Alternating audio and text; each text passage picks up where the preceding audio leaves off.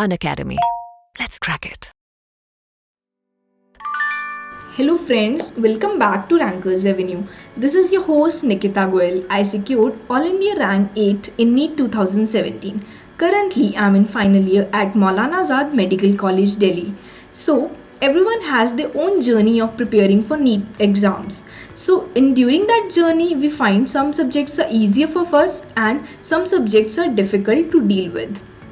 Even during my preparation journey, I found some subjects which were hard to deal with it, but towards the end of my preparation, I somehow managed how to deal with them. So today I will share what was my approach with that tough subjects and how I dealt with them. So guys, hang on till the end and I'm sure you will take away some essential tips. Before we begin, make sure you like and subscribe to our channel and also hit the bell icon so you do not miss any of our future videos. Also, you can share this video with your friends by clicking on the share button. So let's start. I find physics during my NEET preparation मुझे physics थोड़ा सा tough लगता था as comparison to chemistry and bio. Bio was my favorite subject. I think आप सबका भी favorite ही होगा क्योंकि bio is very easy. But physics, I know many students, बहुत लोगों को डर लगता है physics से and आपके जैसे ही मुझे भी थोड़ा सा डर लगता था. आई वुड नॉट से डर लगता था बट थोड़ा टफ लगता था comparison to other subjects. Also मुझे थोड़ा सा बोरिंग लगता था क्योंकि ऑल्सो इसमें ये है ना कि फिजिक्स में आपके कॉन्सेप्ट स्ट्रॉन्ग होने चाहिए. ऑल्सो काफ़ी सारा सॉल्विंग पार्ट होता है. कॉन्सेप्ट स्ट्रॉन्ग भी हो तो आपको सही अप्रोच आनी चाहिए क्वेश्चन को सॉल्व करने की. उसके बाद आपको मेक श्योर करना है कि कोई भी सिली मिस्टेक ना हो even in the calculation. So there are many steps to solve a question in physics. First of all एक अच्छा सा कॉन्सेप्ट हो and then how to approach it and execution कैसा हो and the correct calculation and with no mistakes. तो this was all. तो मुझे भी थोड़ा सा टफ लगता था बट स्टार्टिंग में देखो लगता है and what I did was थोड़ा ज़्यादा टाइम लगाओ. जो चीज़ आपको टफ लगती है उसको आपको ज़्यादा टाइम स्पेंड करना है तभी वो चीज़ आएगी. उससे भागना नहीं है. ऑल्सो मेक श्योर कि जो आपका टफ वाला सब्जेक्ट है उसको आप उस टाइम पढ़ें जब आप मैक्सिमम एनर्जी में होते हैं. जैसे जो लोग अर्ली मॉर्निंग पढ़ते हैं तो उनकी सुबह सबसे ज़्यादा एनर्जी होती है या फिर जिस टाइम भी उनको सबसे ज़्यादा मन कर रहा है पढ़ने का उसी टाइम फिजिक्स उठाएं. ऐसा नहीं है कि जब आपको नींद आ रही है या फिर मन नहीं कर रहा पढ़ने का ऊपर से आपने फिजिक्स उठा लिया या फिर जो भी आपको सब्जेक्ट नहीं पसंद वो उठा लिया तो आप एक नेगेटिव साइकिल में चले जाएंगे कि हाँ ये तो मेरे से होगा ही नहीं. Then you start questioning yourself that क्यों नहीं हो रहा, मेरे फ्रेंड से कैसे हो रहा है and that is like a negative cycle. तो उसमें नहीं जाना. I want all of you to don't go in to that. तो you have to take small steps towards it. तो देखो सबके लिए डिफरेंट टॉपिक्स होते हैं जो उनको टफ लगते हैं. मुझे फिजिक्स में थोड़ा सा रोटेशनल मोशन एंड काइनेमेटिक्स वाला पार्ट, इवन मॉडर्न फिजिक्स का थोड़ा सा पार्ट टफ लगता था. Also there lot of other topics जो टफ लगते हैं एंड आई एम श्योर आपको भी कुछ टॉपिक्स टफ लगते होंगे and they might not be similar to mine. आपके लिए अलग टॉपिक्स हो सकते हैं कि आपके फ्रेंड्स को वो इजी लगते हो बट आपको वो टफ लगते हो. It's totally normal. Don't think कि उनको आ रहा है तो मुझे नहीं आ रहा, there must be some mistake in me, या मुझे ही नहीं आ रहा मेरे को नहीं आएगा कभी भी. ऐसा नहीं है. सबका अपना अपना माइंड सेट है. सबको कुछ चीज़ें आसान लगती हैं, कुछ चीज़ें टफ लगती हैं. So first step is don't compare your self with others. किसी की तरफ नहीं कंपेरिजन करना. तो देखो जो टॉपिक्स जैसे मुझे काइनेमेटिक्स टफ लगता था, व्हाट आई डिड वॉज, तो जैसे स्टार्ट की हमने, क्लास नोट्स हो गए, क्लास में अच्छे से समझो टॉपिक को, थ्योरी को अच्छे से समझो कि क्या क्या है उसमें, कॉन्सेप्ट्स को. मेन जो फोकस आपका रहना चाहिए उस डिफ़िकल्ट टॉपिक्स के टूवर्ड्स वो आपका ये रहना चाहिए कि जो आपके क्लास नोट्स हैं उसको अच्छे से 2-3 बार रिवाइज करो. क्योंकि क्लास में आपको कुछ न्यूमेरिकल सॉल्व करवाए होंगे रिलेटेड टू थ्योरी, तो वो अच्छे से रीड करो, अच्छे से सॉल्व करो. एक माइंड में मेंटल इमेज बन जानी चाहिए आपको, फॉर्मूले सारे याद हो जाने चाहिए, कुछ एक कॉन्सेप्ट बन जाना चाहिए अच्छे से. Then you should proceed to solving the questions. एक बार अच्छे से थ्योरी 2-3 बार रिवाइज करनी है. और क्वेश्चन सॉल्व करना फॉर टफ टॉपिक्स क्या है, सबसे पहले आप प्रीवियस ईयर क्वेश्चंस उठाएं जो टॉपिक्स आपको टफ लगते हैं, क्योंकि वो सबसे एक ईजी लेवल के क्वेश्चंस होते हैं. एंड ऑल्सो दे आर वो नीट में आ चुके हैं एंड वही लेवल रहेगा नीट एग्ज़ाम का। तो आपको एक रफ आइडिया मिल जाता है कि ये क्वेश्चंस इस तरह से आते हैं इस टॉपिक से, या फिर इस चैप्टर से इस तरह के क्वेश्चंस पूछते हैं। तो यू गेट सम आइडिया कि मुझे इस डायरेक्शन में जाना है, आपको एक डायरेक्शन मिल जाती है। तो एक बार आप प्रीवियस ईयर क्वेश्चंस उठाएं, उनको सॉल्व कीजिए। आई एम श्योर सॉल्व आपसे काफ़ी सारे क्वेश्चन सॉल्व हो जाएंगे। और फिजिक्स के क्वेश्चन सॉल्व करने का तरीका ये है कि ऐसा नहीं है कि आपको एक बार में आ रहा है तो आपने छोड़ दिया, अगर नहीं आ रहा तो आपने छोड़ दिया, ऐसा ही कर दिया कि नहीं आ रहा तो मैं टीचर से ही पूछूंगा। It's not like that. अगर एक बार नहीं हो रहा, 2 बार नहीं हो रहा, दोबारा ट्राई करिए, 3rd टाइम नहीं हो रहा, 4th टाइम नहीं हो रहा, do it in steps, right the steps you did. एक बार अच्छे से सॉल्व कीजिए। अगर 5-6 बार नहीं होता तब जाके आप टीचर से पूछिए या फिर अपने फ्रेंड से पूछिए कि दिस वाज माय अप्रोच और मुझे नहीं सॉल्व हो रहा। ऑल्सो देखिए कि आपके टीचर ने कौन सी अप्रोच लगाई है और आपने अपनी अप्रोच में क्या गलती करी है। इसलिए इससे ज़रूरी है कि जो क्वेश्चन नहीं सॉल्व हो रहा उसको proper step wise note down कर लीजिए अपनी कॉपी में, ताकि आप जब अपने फ्रेंड से सॉल्व करवाएं या फिर किसी टीचर से सॉल्व करें, अपने डाउट्स क्लियर करवाएं, तो you can compare the approach. तो आपको एक माइंड में क्लैरिटी हो जाएगी कि I have to go in this direction. तो काफ़ी ईजी हो जाता है क्वेश्चन सॉल्व करना, अप्रोच सही होनी चाहिए।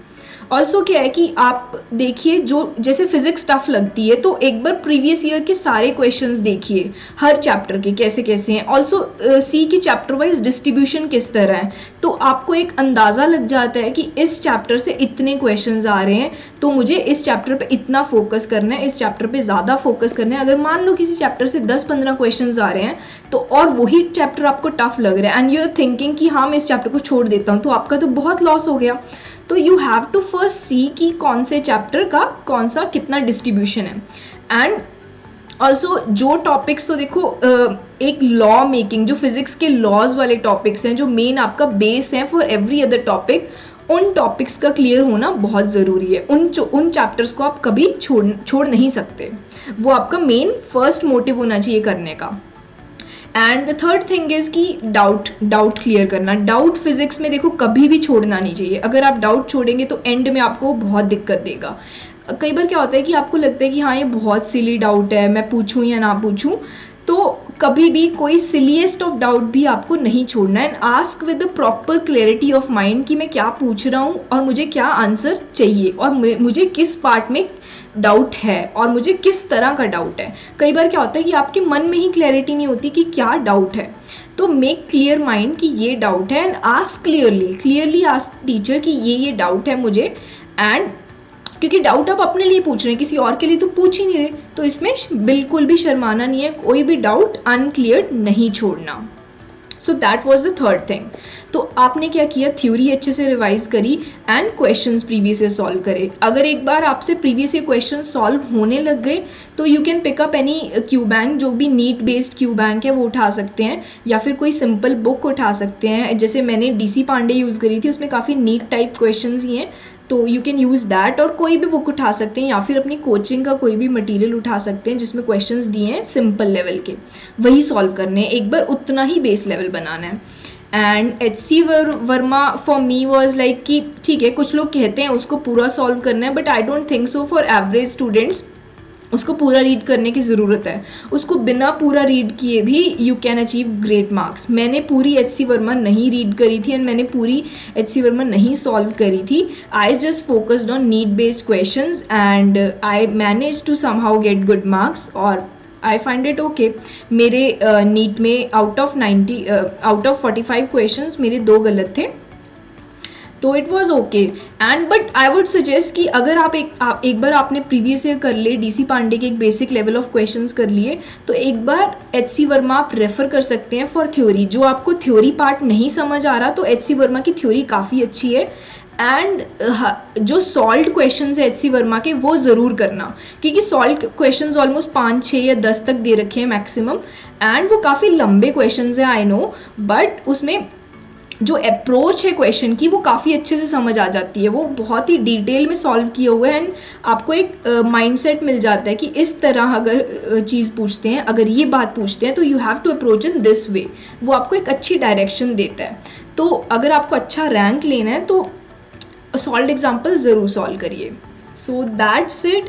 बस आपको लगे रहना है, जो टॉपिक आपको टफ लगता है, जो सब्जेक्ट टफ लगता है, उससे डरना नहीं है। Take all the negative things in a positive way. किसी भी चीज़ को नेगेटिव तो लेना ही नहीं है। अगर नहीं सॉल्व हो रहा, take it in a positive way. इसको इस तरह से लीजिए कि हाँ, मुझे पता है मेरी कमी इस चीज़ में है ना, I have to spend more time in it. अगर आप उसको नेगेटिवली लेंगे, मेरे से हो ही नहीं रहा, मेरे से तो होएगा ही नहीं, तो कभी भी नहीं होगा। जो भी आपको चीज़ें नेगेटिविटी फैलाती हैं, convert them into positive way. ये तरीका होता है। और practice more and more of questions, compensate करो उस चीज़ को। आप अपना उसका ज़्यादा टाइम स्पेंड करो। अगर ऐसे जैसे फिजिक्स कमज़ोर है, तो आपको मेक श्योर करना है कि मेरी बायो एंड केमिस्ट्री और भी ज़्यादा स्ट्रॉन्ग हो in comparison to other people. जैसे आपका फिजिक्स थोड़ा सा कमज़ोर है या फिर आपका कोई और सब्जेक्ट कमज़ोर है, तो over compensate them with other 2 subjects.